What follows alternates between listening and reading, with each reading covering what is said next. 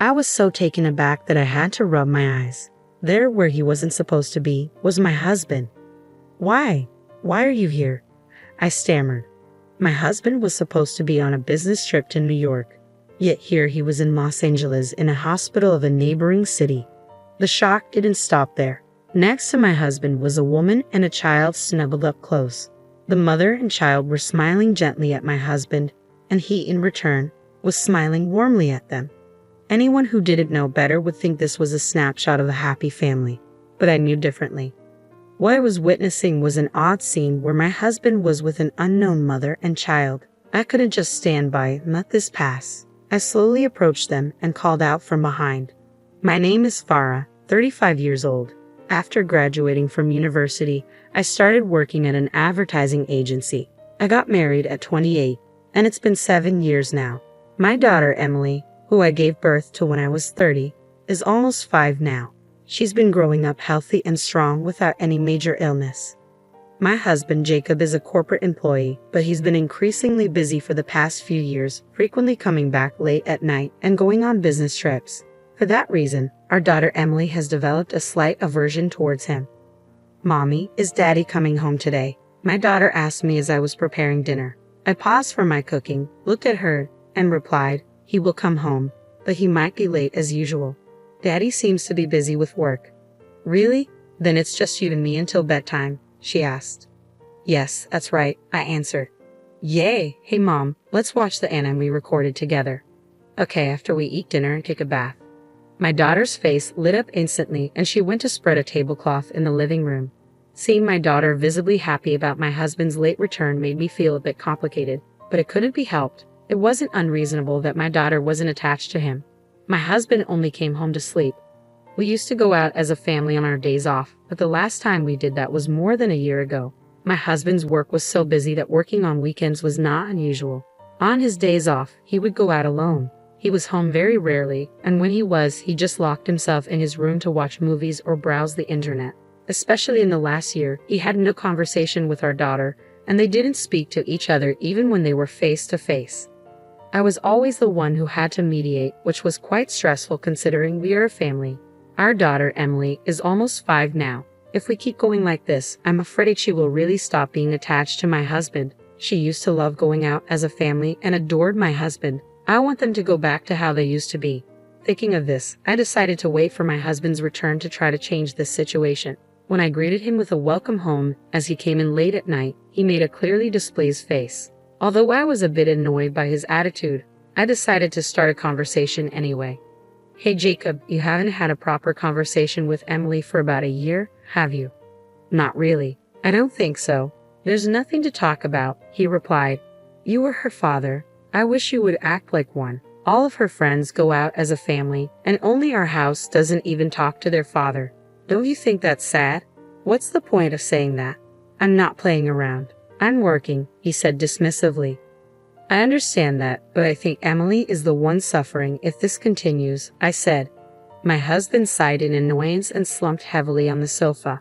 When I sat down next to him, Jacob slowly loosened his tie and told me, "I'm sorry, but I'm really busy right now. I'm up for a promotion, and I want to focus on my work." "I can see your dedication to your job, but isn't family also important?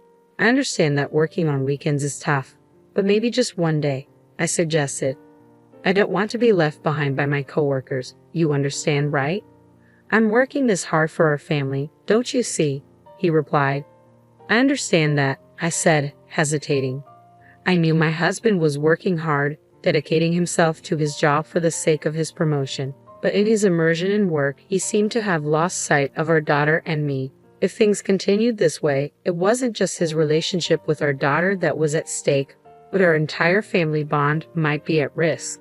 Feeling anxious, I gathered my courage and decided to be frank about my feelings.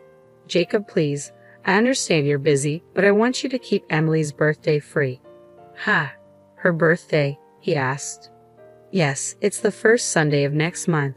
Her birthday is actually on a Friday, but I also have work on weekdays. I want to take her somewhere on Sunday." "I don't know about next month's schedule yet," he said. "But at this point, there aren't any business trips scheduled, right? Even if it's a work day, you can take one day off." Please, for Emily's sake, I pleaded. Despite my persistent pleas, my husband tersely said, "All right, I got it." I knew he was in a bad mood and had agreed reluctantly, but I was still relieved and happy. The next day, while having dinner, I felt a small glimmer of hope. I asked Emily, "Hey Emily, your birthday is coming up, isn't it? Is there something you want?" "Wow, really? I want an ice cream maker," she exclaimed. "An ice cream maker, huh? Well, let's go check it out together next time," I said. "Yes, yay, so happy," she replied, watching my daughter happily enjoying her hamburger. I thought this was a good moment. I put down my chopsticks, looked into her eyes, and said, "Emily, how about we go out with Daddy on your birthday?" "Huh? Daddy? Isn't he working?" she asked. "Daddy said he's going to take the day off for your birthday, so let's go somewhere you want to go, just the three of us." "Really? I want to go to the amusement park." "All right then, let's go to the amusement park. You can choose anywhere you like, as long as it's somewhere we can go, okay?" "Yay, Mommy, thank you." Throughout the meal, she was restless, repeatedly asking, "Is Daddy really coming too? Can the three of us really go?" It was adorable, and I couldn't help but smile. I thought she disliked her father, but it seemed she was indeed lonely deep down. She seemed much happier than I had imagined, particularly at the prospect of the three of us going out together. One day, with the weekend trip to the amusement park ahead, my husband, unusually home earlier than usual, awkwardly began, "Well, you see." I asked what was wrong, and after a moment of silence, he reluctantly spoke. "I have a business trip from Thursday to Sunday this week," my husband said. "What? What are you talking about? We promised to keep those days free for Emily's birthday, didn't we?" I replied, shocked. "What can I do? The person who was supposed to go suddenly couldn't, and I was the only one available as a replacement," he explained. "Even so, why didn't you refuse? Do you know how much Emily was looking forward to it?" I asked, my frustration growing. "What could I have done? It wasn't a situation where I could just refuse," he said, raising his voice in anger despite our daughter sleeping in the next room. I tried to calm him down, but he continued to yell, his face turning red. "You have it easy, working in a company where you can leave on time, but it's not like that for me. In a highly competitive environment, everything depends on how quickly you can get promoted. What's with all this talk about promotion? Sure, I understand work is important, but what about us? What about your family?" I asked, my voice trembling. "Supporting your husband is also a wife's duty. This is why I can't stand people working in cushy jobs," he retorted. "What?" I said, stunned. "At least can you come back early on Sunday?" I pleaded. "That's impossible. The business trip is in New York and it takes 5.5 hours one way by plane. In any case, I can't get out of the business trip starting from Thursday. You should go on your own," he said, dismissively. "Wait, Jacob," I called after him, but he ignored me and left the living room. Only my sigh echoed in the room as I struggled with how to explain to our daughter. On Thursday night, after my husband left for his business trip, I reluctantly decided to tell Emily the truth. "Hey, Mom, I was thinking about the amusement park," she said, her eyes full of excitement. "I want to go on Sunday." "I'm sorry, Emily, but actually, Daddy has a business trip from today until Sunday, so he has to work," I explained. "Really? So he won't be able to go?" she asked, her voice tinged with disappointment. "Yes, I'm sorry," I said softly. "So, would it be okay if it's just the two of us?" I suggested, trying to keep my tone upbeat. "Okay, then I'll go to the amusement park with just Mom," she said with a forced smile. The moment of silence that followed spoke volumes about her true feelings. She probably wanted to go as a family of three, but to prevent causing me distress, she pretended to be okay. Noticing this, I felt a wave of guilt that almost brought tears to my eyes. However, I managed to hold back my tears for the sake of my daughter, who was smiling in front of me, even though I'm alone. I'm determined to make Emily enjoy herself on Sunday. Several days later, on the day of the amusement park visit, my daughter woke up early in the morning and started preparing to go out on her own. We left the house at 7 a.m. so that we could enter the park as soon as it opened. Emily seemed really excited and happy throughout our time at the amusement park, but on closer inspection, her face was slightly flushed. Worried, I stopped her. "Emily, wait a minute." "What is it, Mom?" she asked, looking up at me. I grabbed her arm and put my hand on her forehead. I felt a tremendous heat surge through me. Wait, Emily, you have a high fever. Why didn't you tell me? I exclaimed, worried. I'm not feverish. Come on, Mom, let's go ride the merry-go-round, Emily insisted, trying to brush it off. Emily, I think you have a very high fever. Shouldn't we go to the hospital together? I urged. No, I finally got to come here with you, Mom, she said weakly. Perhaps her body was really in pain as she collapsed on the spot. Why didn't I notice it until it got this bad? I thought, overwhelmed with guilt. Driven by guilt, I carried my daughter and hurriedly took her to the university hospital.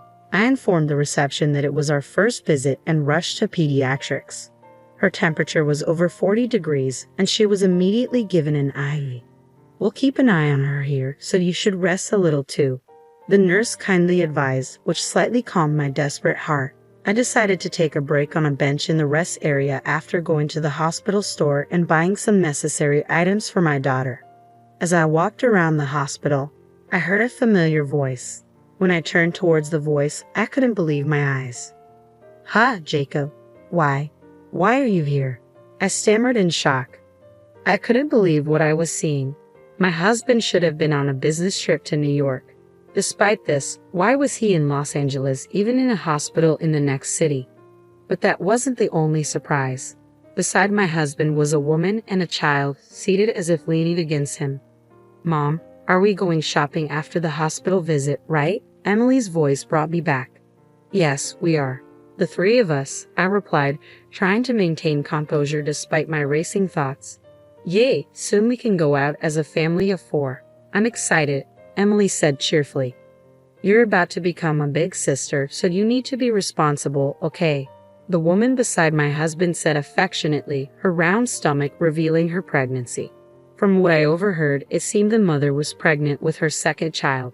My husband was happily stroking her stomach, and the mother and child were smiling softly at him, with him returning the smile kindly. If a stranger saw them, they might think it's a scene of a happy family, but not for me.